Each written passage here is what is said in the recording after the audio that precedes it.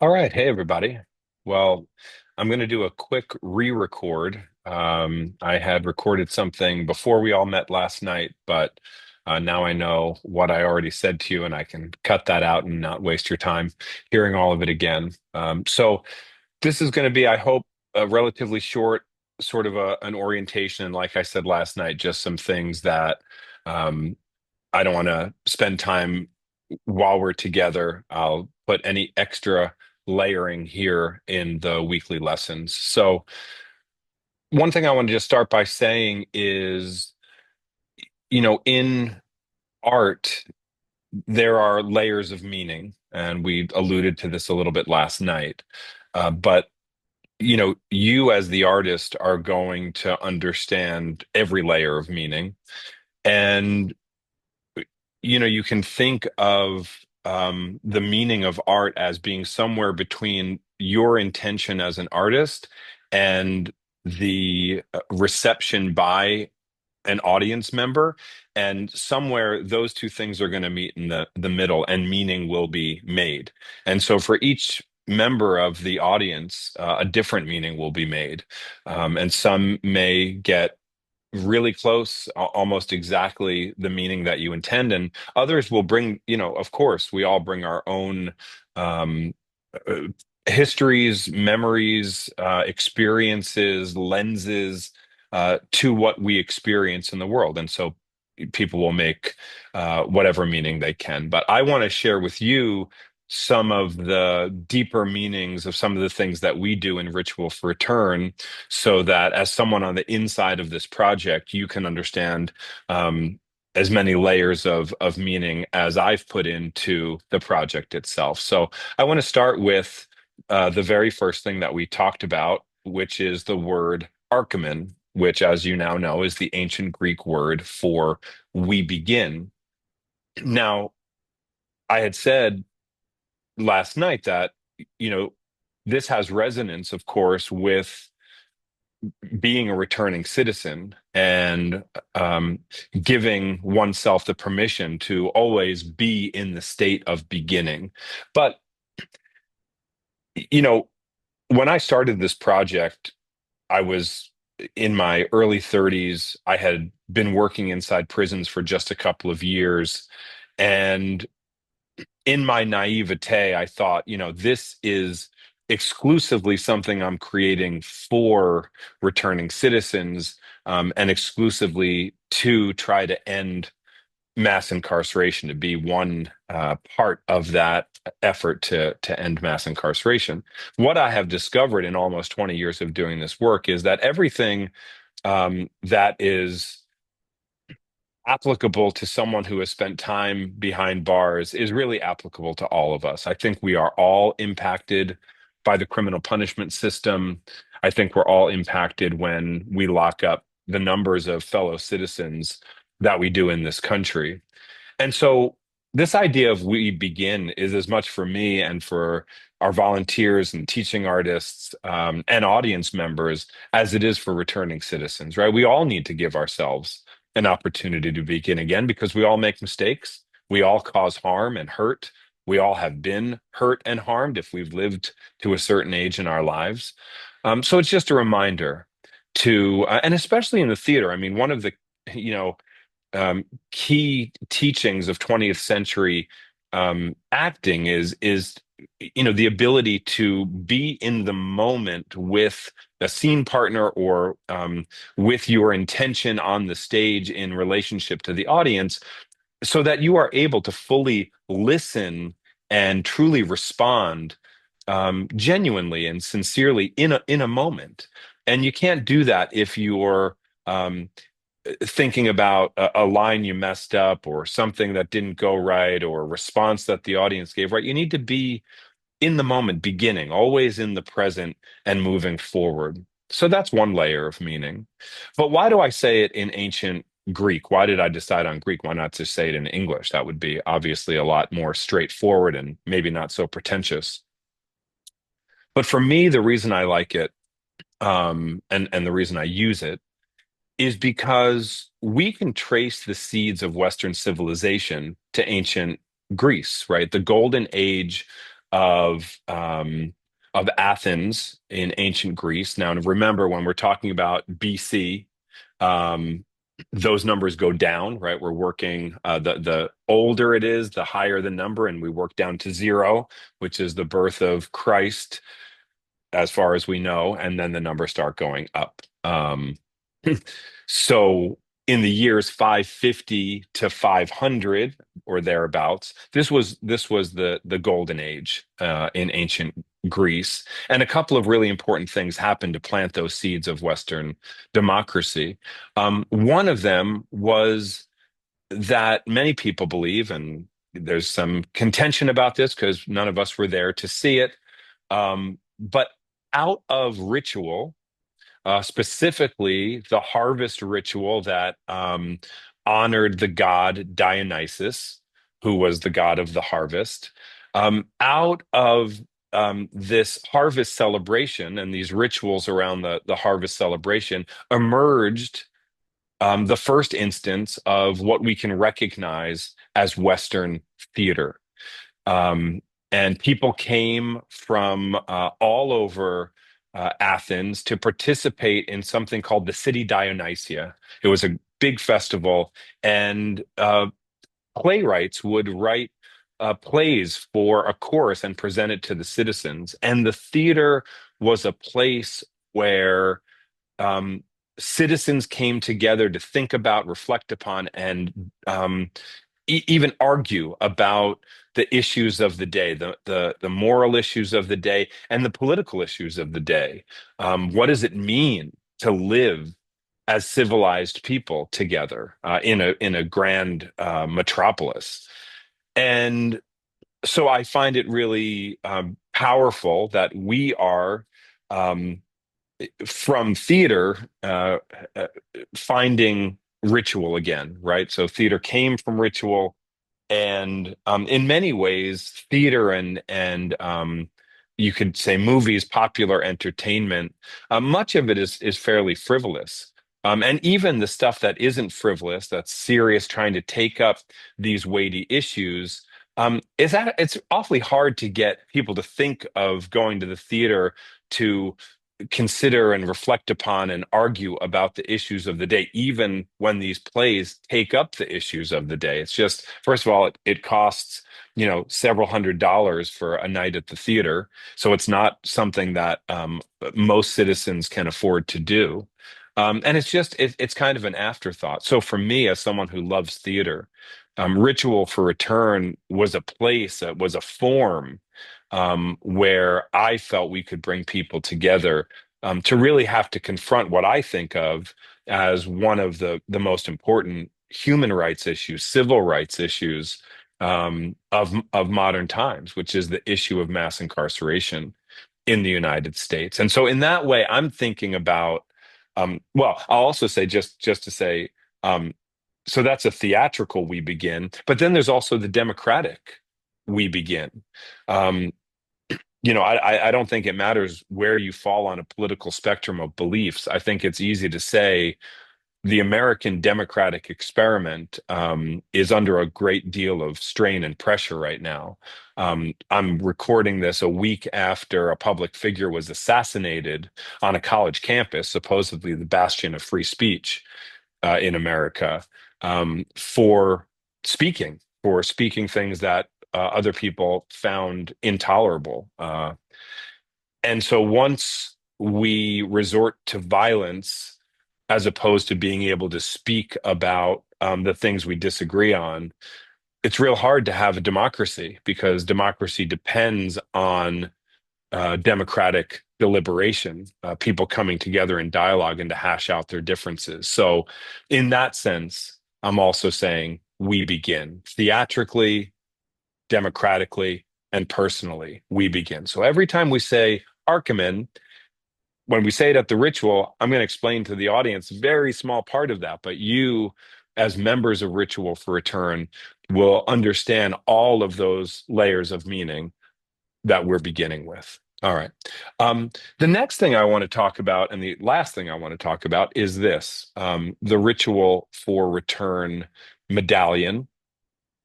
This is what everyone receives once they cross the final threshold on the evening of the ritual.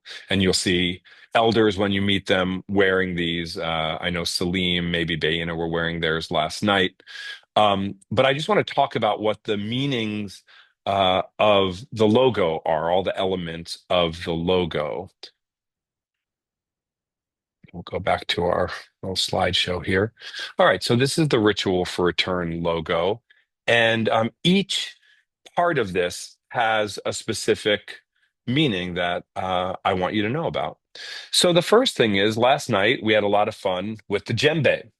So the circle doesn't represent the djembe, these things behind me, but obviously the perfect circle looks like the skin of the drums that we played. Now, the word djembe comes from the Bambara language out of Mali, which is a West African country, and it's thought to come from this expression anke J, anke be. I don't know if I'm pronouncing that right, but J means to gather, be means peace, and so djembe means to gather in a circle of peace. And when we set up our drums in a circle, that's the intention that we together are forming a circle of peace, and that we when we sit at our drums, when we come into circle and community together, that we're coming in with the intention of goodwill for everyone else in the circle, and an intention of being peaceful with one another, even as things may surface as we get into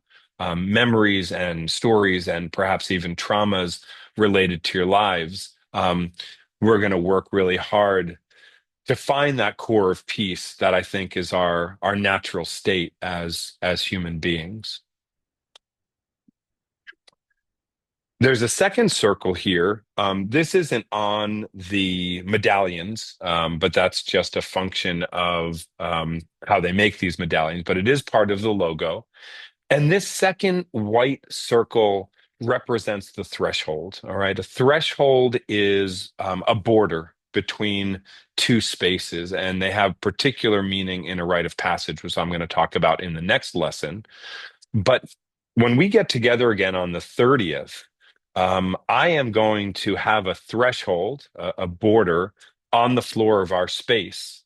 And I'm going to ask each of you to step across it um, with a committed intention, um, with a committed intention to enter the process of ritual for return. Right. So in rites of passage, rituals are crossing points where we are committing to beginning something new. Another word for a rite of passage is initiation.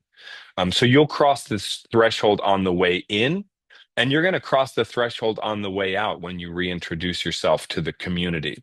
But with that crossing is an intention. So reflect over these next 2 weeks. What is your commitment? Um, can you commit to the process? And to whom in your life, yourself included, are you making this commitment to? Maybe the other brothers in the cohort, maybe members of your family, maybe the wider community, even if that's somewhat abstract to you, the community. But uh, think about why you're making this commitment to step across the threshold into what we call in a rite of passage the liminal space, liminal, which I'll speak about in just a moment. All right, so the two R's, well, one is forward, one is backward. Um, they obviously stand at the most literal sense for ritual and return. Um, and I think of these two R's as two people, arm in arm, two returning citizens supporting each other in this homecoming journey. I really have learned so much from Chino and Carmelo and Al Tariq and everyone at Returning Citizens Group, just about how important this mutual support is, that no one really can succeed in their homecoming alone. So, whether that's a member of your family, whether that's myself and the volunteers or other non-impacted citizens who are supporting you, or other brothers and sisters who have been impacted, this is the ritual for return. This is something we do arm in arm, walking together. You can kind of see the what I think of as the legs of the R. Where there's a sense of movement and walking together. Now, these four vertical lines are literally the Roman numeral four. And so that represents, on a literal sense, the four in ritual for return. But they're also reminiscent of prison bars. And they're also, to me, representative of kindling, the little sticks that you need to start a fire.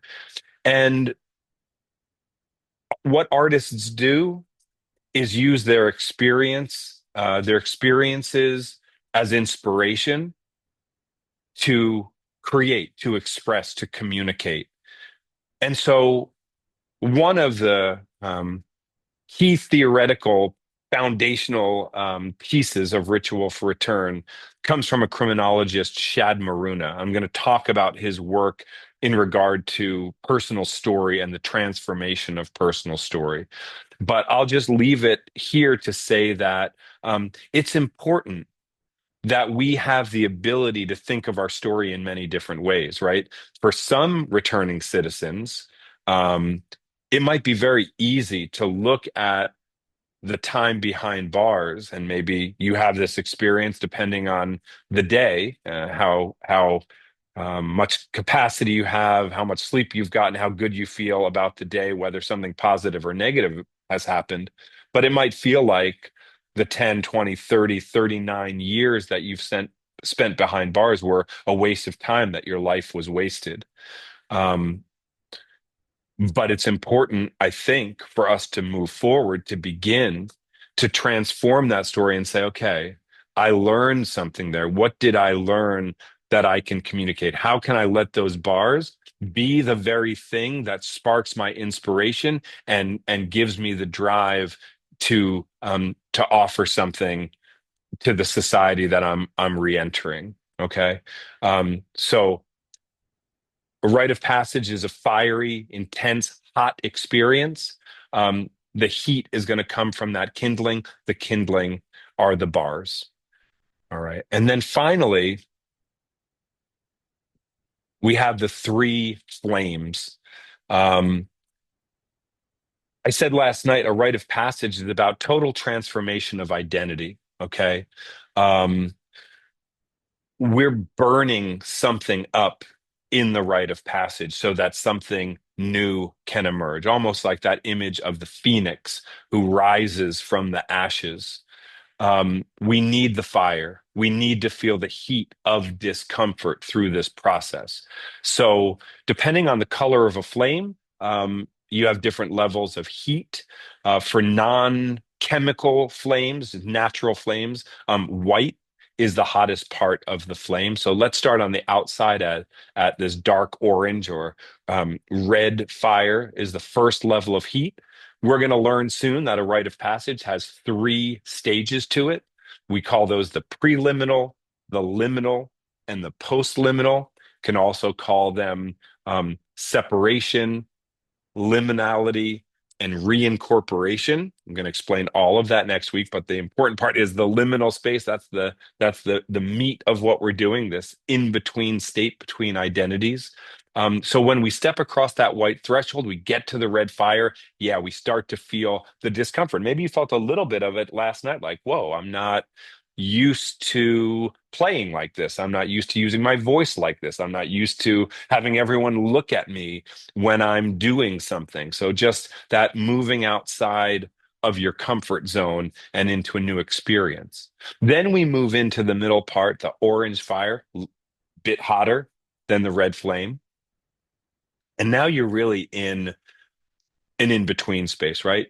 You've been told you're free, but I know for many of you, the experience is you're not fully free. You might be physically free, but there are still experiences of shame. There are still after effects of trauma. There might be a feeling of having a stigma upon you, right? A mark that is invisible, and yet you feel maybe everyone can see. And so, in our in between space and ritual for return, The liminal space is like being in a hallway between rooms, right? You've left the one room, but you haven't arrived at the other room. And it's an uncomfortable place to be because you're neither here nor there. You're literally in transit. Think of it like a moth in a cocoon or a butterfly in a chrysalis, right? Um, there's a total transformation that's happening in this space. You're not a caterpillar anymore, but you're not a butterfly. You're in this mishmash where you're not quite anything and you're figuring it out. That's the orange fire, and that conforms to the second stage, the liminal stage of the rite of passage. And then finally, the white flame is really the night of the rite of passage. It's the hottest part of the flame. It's when your nervous system is going to be somewhat dysregulated. You're going to have a lot of thoughts, a lot of feelings, a lot of energy coursing through you. You are now at the moment that all of your preparation has pointed toward where you'll step on that platform and assert your right to speak, to tell your story, and to take a mask off, literally and symbolically. You will take a mask off to do away with that in-betweenness and to say, I'm here and this is who I am. And you're going to say that in front of strangers and loved ones and friends and family members alike. And so that can be a hot experience, but it's in the heat, as I said, that transformation occurs. So that is your ritual for return logo. And I hope you look forward to receiving that upon the completion so that you can join now the couple of dozen other people in Newark who wear that medallion. And starting in the spring, folks who will be wearing that in Camden and folks who I hope will be wearing that in Boston, Massachusetts. So you're part of a growing tribe, a growing family of returning citizens who are redefining themselves in the eyes of the people you love and in the wider community. All right, my friends. Your homework this week is both to think about that intention and that commitment you're making by crossing that first threshold into the ritual for return process. And if you haven't scheduled your one-on-one with me yet, please be in touch so we can set up a Zoom call and do our story time together. I'm still waiting, I think, on 5 of you to reach out. So please be in touch as soon as you can. Have a great couple of weeks, and I really look forward to continuing on this journey together. Archômen.